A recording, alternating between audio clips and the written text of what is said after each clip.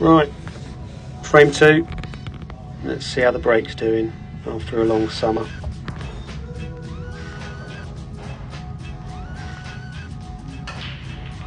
Yeah, not a bad connection. White came back pretty nice and straight, but no dice. Something to build on though. Table rolling pretty well. So looking at this, you've got quite a few hanging around near the cushions, so yeah. And look at the gap. There's always a gap, as they say. He's found himself on one to the middle.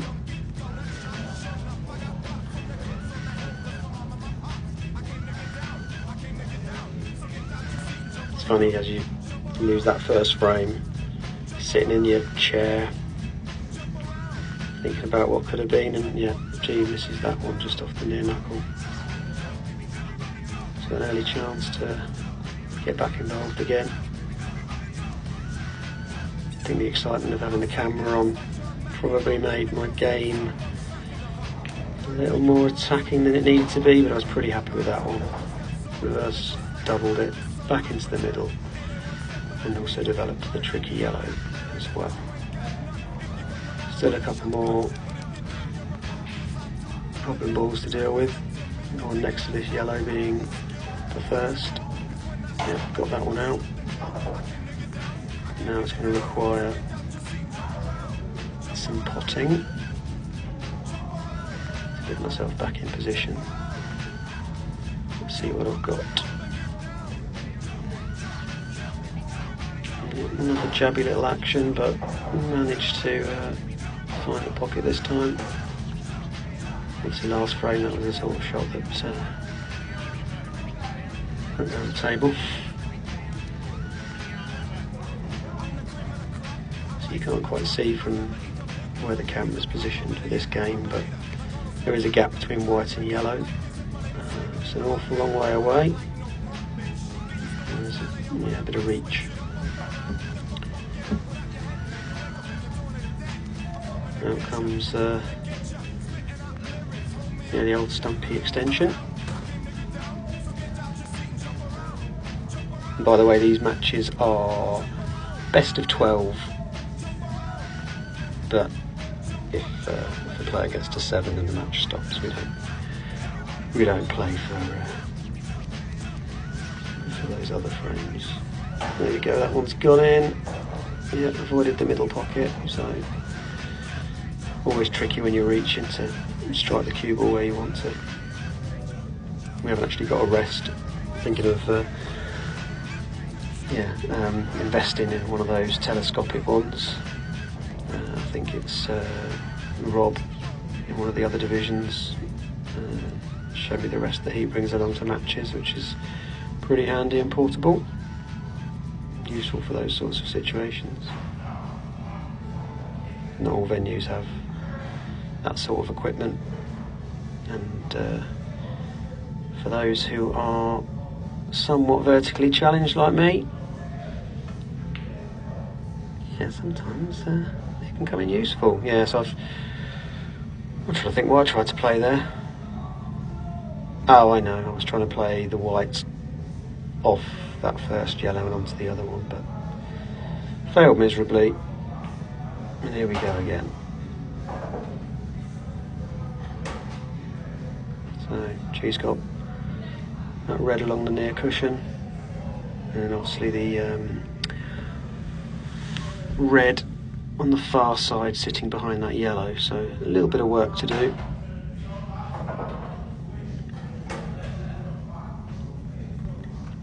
But being a tactician of the game, I've no doubt, there we go, look, already moving those difficult balls into potable positions.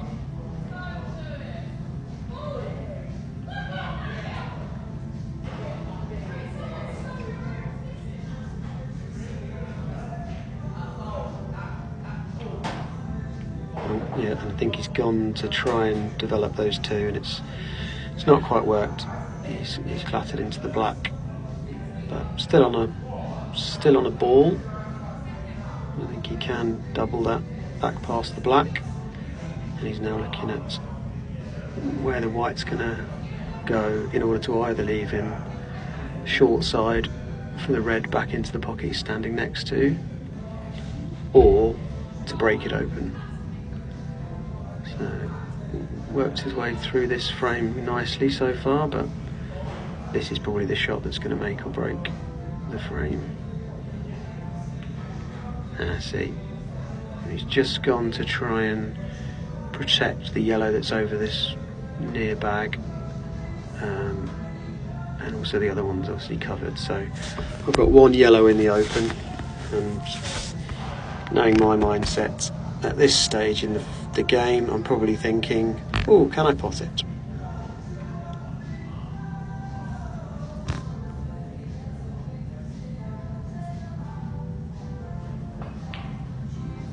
Oh, well, there you go. We do surprise ourselves. I was trying to leave the white up the table, keep the yellow in the open, just provide a bit of a tricky one that hopefully would force open the red and yellow and give me a go at the frame.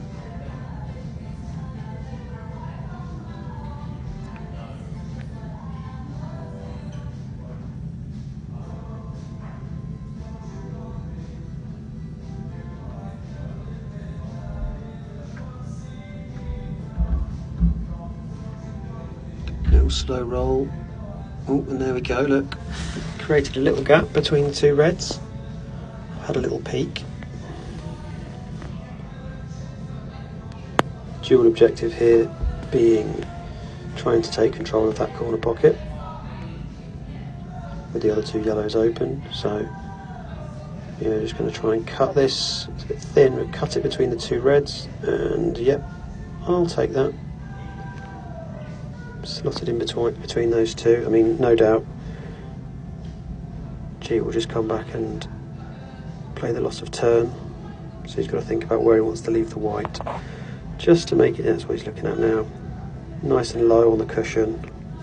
Where does he want to leave it? So I can't play that long yellow up the table. I'm actually stood there now looking at, well, if he does leave me there, can I play the cross double back into the pocket? Say, well, that will depend on whether the red covers the pocket or not, which it has. So yeah. Now interestingly, at the moment neither of those two reds over the pocket are pottable, so realistically speaking I want the white up the table, hence this shot to nothing. Yeah, nice little pot. Bit more of a pause on the backswing, which I was happy with. I think I'd noticed in that first couple of long shots I was a bit snatchy, so yeah, just trying to take a moment. Oh no, back to the snatch, and look, I've overscrewed it again, not playing the pace of the table very well. But here there's a bit of a channel down the side of the reds that I can, even if I overcut it, and absolutely mishit it, played it into the two reds, took out one of his, and now arguably, I mean, even if he misses, he's covering the pocket, but natural angle off the bottom cushion to drop back up for the black, so there we go. A little bit skinny, but no problem. It should be 2-0.